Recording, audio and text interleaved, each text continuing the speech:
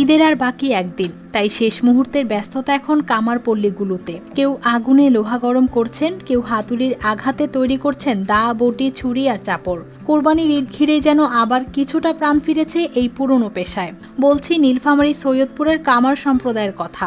তো আছি আমরা সবাই কাজ করতেছি, আর কয়লার দাম একটু বেশি, তুলনামূলকভাবে আমরা কম দামেই দিতেছি। বাজারে মনে করেন রেডিমেড মালগুলাই 600-700 টাকা, তারপর আমরা 500 টাকা একটা চাপাটি বিক্রি করতেছি। ছোট বড় কারখানাগুলোতে সকাল থেকে রাত পর্যন্ত চলছে কাজ। কোথাও হাপড় টেনে আগুন জ্বালানো হচ্ছে, কোথাও গরম লোহাকে আকার দিচ্ছেন কয়েকজন মিলে। আমাদের কাজ কাম মোটামুটি ভালো চলতেছে আল্লাহর রহমত, কিন্তু চাইনিজ মালগুলোর জন্য আমাদের একটু ব্যবসাটা লোয়ার মাল প্রোডাক্ট হিসাবে চাইনিজ মালগুলো যে হিসাবে আমাদের আছে, তাতে মানুষের লক্ষ্যটা বেশি চাইনিজ মালে, কিন্তু চাইনিজ মালের থেকে আমাদের প্রোডাক্টটা বেশি ভালো। আমাদের নিজের হাতে তৈরি করা সবগুলোই মাল। আবার কেউ ধার দিচ্ছেন তৈরি করা ছুরি ও চাপড়ে। ঈদ সামনে থাকায় বাজারেও সাজিয়ে রাখা হয়েছে কোরবানির বিভিন্ন সরঞ্জাম।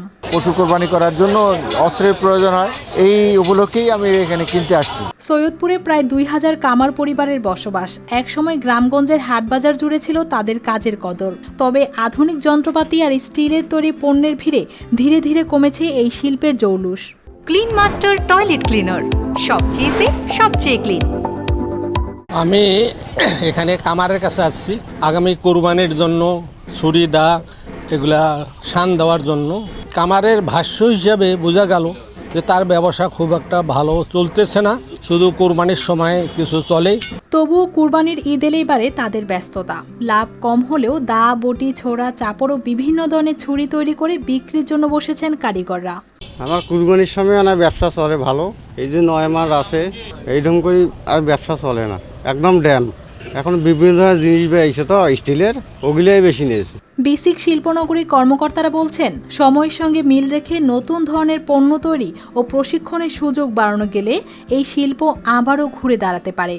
বিসিকের পক্ষ থেকে আমাদের পরামর্শ হচ্ছে, তারা যদি মনে করে তাদের আর্থিক ঘাটতি রয়েছে, এজন্য বিসিকের ঋণ স্বল্প সুদে ঋণ দিয়ে থাকি। যেমন বিনিদ ঋণ, আমাদের আর্থিক প্রণোদনা ঋণ প্যাকেজ 2টি ঋণ আছে।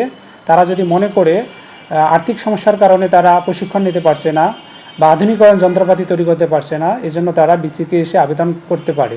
একসময় যে পেশা ছিল গ্রামের জীবনের অবিচ্ছেদ্য অংশ, এখন সেই কামার শিল্প টিকে আছে মূলত কুরবানির ঈদকে ঘিরেই। তারপরও পূর্বপুরুষের এই কাজ আঁকড়ে ধরে জীবিকা চালিয়ে যাচ্ছেন হাজারো কারিগর। News desk, RTV।